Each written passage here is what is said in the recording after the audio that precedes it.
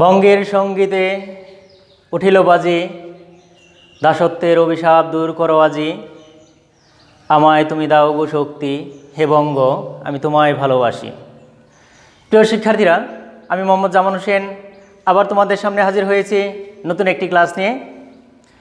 তোমরা যেখান থেকে আমাদের এই ক্লাস দেখছো, দেশের এই সংকটময় সময়ে তোমাদেরকে কুমুল্লী বাচ্চু মিয়া মডেল হাই স্কুলের পক্ষ থেকে আন্তরিক অভিনন্দন ও শুভেচ্ছা জানাচ্ছি। প্রিয় শিক্ষার্থীরা, তোমাদের যদি অন্তর্চক্ষু মেলে চারদিকে তাকাও, তোমরা দেখবা সেই প্রাগৈতিহাসিক যুগ থেকে মানুষ অন্যের উপরে নির্ভরশীল হয়ে বেঁচে থাকতে চায়। তাই আমাদের এখন বর্তমান যুগে, আধুনিক যুগে আমাদের স্বশিক্ষায় শিক্ষিত হয়ে আমাদের নিজের পায়ে দাঁড়াতে হবে, তাহলে আমরা জাতি হিসেবে সফল হব। প্রিয় শিক্ষার্থীরা, আমরা আমাদের দৈনন্দিন চলাফেরায় আমাদের মনের ভাব প্রকাশ করার জন্য নানা বাক্য ব্যবহার করে থাকি। এই বাক্যের অত্যন্ত গুরুত্বপূর্ণ একটি উপাদান হচ্ছে কি? ক্রিয়াপদ। প্রিয় শিক্ষার্থীরা, আজকে আমরা এই ক্রিয়াপদ নিয়ে আলোচনা করব।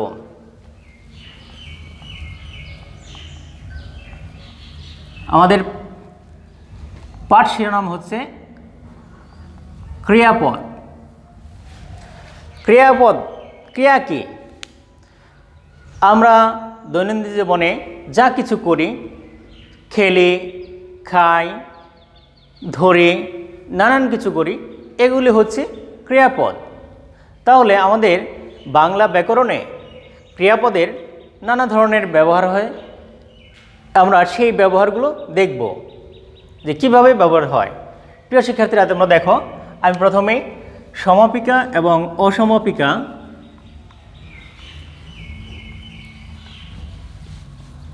এবং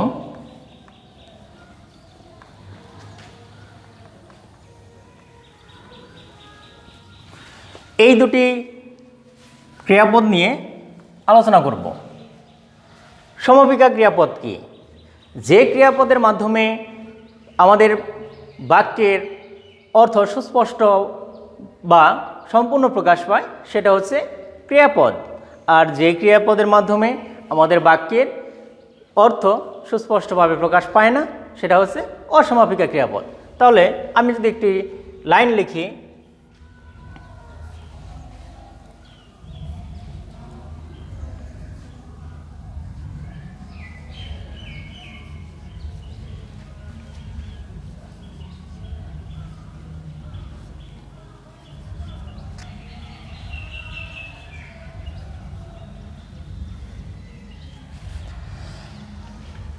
দেখো প্রিয় শিক্ষার্থীরা, এখানে ক্রিয়াপদটা হচ্ছে উঠে।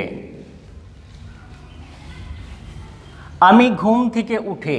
এখন দেখো প্রিয় শিক্ষার্থীরা, এখানে উঠে দ্বারা এই বাক্যের সম্পূর্ণ অর্থ প্রকাশ করতে পারে নাই, কিন্তু আমার আরও একটা কিছু শুনলে মনে হয়, আরেকটি কিছু দিলে মনে হয় অর্থটা স্পষ্ট হবে। তাহলে আমরা কি করব? আরেকটি ক্রিয়াপদ দিব। দেখা যাক কি হয়। আমি ঘুম থেকে উঠে খাবো। আমি ঘুম থেকে উঠে খাবো। এখন আমার মনের ভাব সম্পূর্ণ ব্যক্ত হয়েছে। তাহলে যে ক্রিয়াপদ দ্বারা মনের ভাব সম্পূর্ণরূপে প্রকাশ পায়, সেটা হচ্ছে সমাপিকা ক্রিয়া। আর যে ক্রিয়াপদ দ্বারা মনের ভাব সম্পূর্ণ প্রকাশ পায় না, সেটা কি? অসমাপিকা ক্রিয়া। আশা করি এই ব্যাখ্যাটা তোমরা বুঝতে পারছো। আরেকটা উদাহরণ দিয়ে আমি বোঝানোর চেষ্টা করব।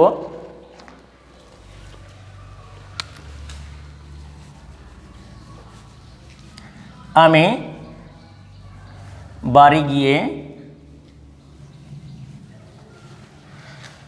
প্রিয় শিক্ষার্থীরা দেখো, আমি বাড়ি গিয়ে, এখানে গিয়ে এই ক্রিয়াটার দ্বারা আমাদের বাক্যের অর্থ বা আমাদের মনের ভাব কি প্রকাশ হয়েছে? হয় নাই। আমি বাড়ি গিয়ে খেলবো। তাহলে আমাদের খেলবো এটা একটা ক্রিয়াপদ এবং গিয়ে এটাও একটি ক্রিয়াপদ। তাহলে এই খেলবো দ্বারা আমাদের মনের ভাব সম্পূর্ণ প্রকাশ পাইছে, বিধায় এটা হচ্ছে সমাপিকা ক্রিয়া। আর গিয়ে এটা হচ্ছে অসমাপিকা ক্রিয়া। আচ্ছা, এ দুটোর পরে আমি আরও দুটি ক্রিয়াপদ নিয়ে আলোচনা করব, দুই রকম।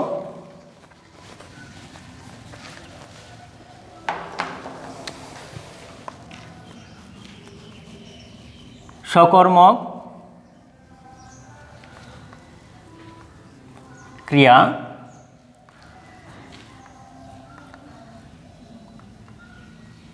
অকর্মক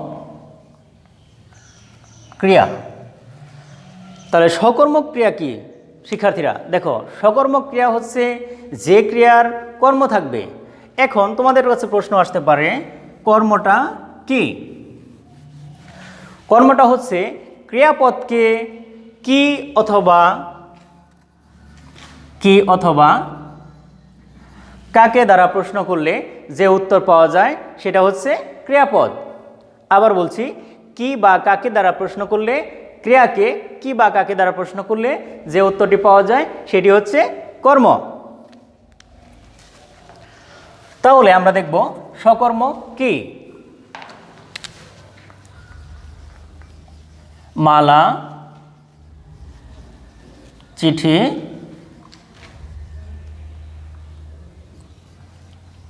লিখছে। মালা চিঠি লিখছে। প্রিয় শিক্ষার্থীরা, ক্রিয়াপদটিকে যদি আমরা কি দ্বারা প্রশ্ন করি তাহলে কি উত্তর পাই? কি লিখছে? চিঠি লিখছে। তাহলে এটি হচ্ছে কর্ম। আর যে ক্রিয়াটার জন্য যে কর্মটা ব্যবহৃত হয়েছে, এই কর্মের জন্য এটার নাম হচ্ছে, এই ক্রিয়াটার নাম হচ্ছে সকর্মক ক্রিয়া। যেহেতু কর্মটা ক্রিয়ার সাথে একই লাইনে বিদ্যমান, তাই এটার নাম হচ্ছে সকর্মক ক্রিয়া। তাহলে অকর্মক ক্রিয়াটা কি? অকর্মক ক্রিয়াটা হচ্ছে যে বাক্যে শুধু ক্রিয়া থাকবে কিন্তু কোনো কর্ম থাকবে না, সেটাকে অকর্মক ক্রিয়া বলে। যেমন আমরা যদি কি লিখছে এই ক্রিয়াপদটাকে কি দ্বারা প্রশ্ন করি তাহলে আমরা আর কোনো কিছুই পাই না, কারণ এখানে যে কর্মটা থাকার কথা ছিল সেটা কিন্তু নেই। তাই কি দ্বারা প্রশ্ন করলে কি লিখছে? চিঠি, চিঠি নাই। তাহলে শুধু ক্রিয়াপদ থাকার কারণে এটা অকর্মক ক্রিয়া। আমার মনে হয় শিক্ষার্থীরা এটা তোমরা স্পষ্ট বুঝতে পেরেছ। আসো আমরা আরও কয়েকটি ভাগ নিয়ে আলোচনা করি। এরপরে আসবে দ্বিকর্মক আর প্রযোজক।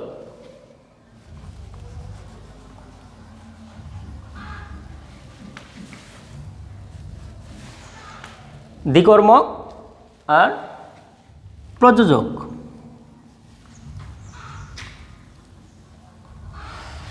দ্বিকর্মক ক্রিয়া কি?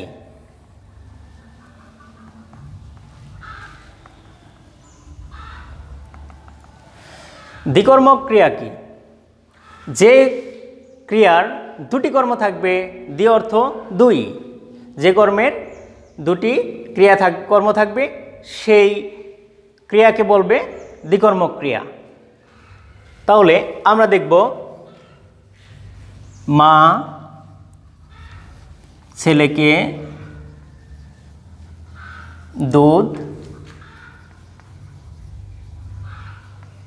খাওয়াচ্ছেন। মা ছেলেকে দুধ খাওয়াচ্ছেন। এখন আমরা যদি কিনা প্রশ্ন করি কি খাওয়াচ্ছেন, তাহলে দুধ একটি কর্ম। আর যদি প্রশ্ন করি কাকে খাওয়াচ্ছেন, ছেলেকে, তাহলে এটা হচ্ছে একটা কর্ম আর এটা হচ্ছে আরেকটি কর্ম। তাহলে আমাদের এই বাক্যে দুটি কর্ম রয়েছে, যে কারণে যে ক্রিয়াটা এখানে ব্যবহৃত হয়েছে সেই ক্রিয়াটার নাম হচ্ছে দ্বিকর্মক ক্রিয়া। এবার আসি আমরা প্রযোজক ক্রিয়া কি। প্রযোজক ক্রিয়াটা হচ্ছে যে ক্রিয়া অন্যের দ্বারা পরিচালিত হয়। তাহলে মা ছেলেকে দুধ খাওয়াচ্ছেন, এই ক্রিয়াটা অন্যের দ্বারা পরিচালিত হয়েছে, ছেলে নিজে দুধ খেতে পারছে না, বিধায় কি মা ছেলেকে খাওয়াচ্ছেন। তাহলে এই ক্রিয়াটার নাম হচ্ছে প্রযোজক ক্রিয়া। আগে আমরা দেখছিলাম দুটি কর্ম থাকা সত্ত্বেও এটার নাম হচ্ছিল দ্বিকর্মক। এখন যেহেতু অন্য কেউ ক্রিয়াটাকে চালনা করছে, এই কারণে এটার নাম হচ্ছে প্রযোজক ক্রিয়া। প্রিয় শিক্ষার্থীরা, আমাদের আর একটি ক্রিয়াপদ বাকি রয়েছে, যেটা হচ্ছে যৌগিক ক্রিয়া। আমরা এটা দেখব।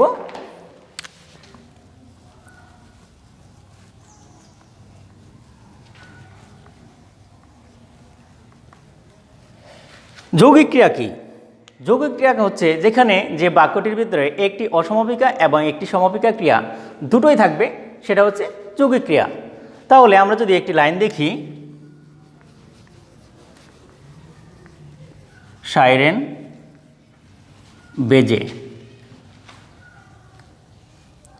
উঠল, সাইরেন বেজে উঠল, এখানে দুটো ক্রিয়া রয়েছে এই বাক্যটাতে।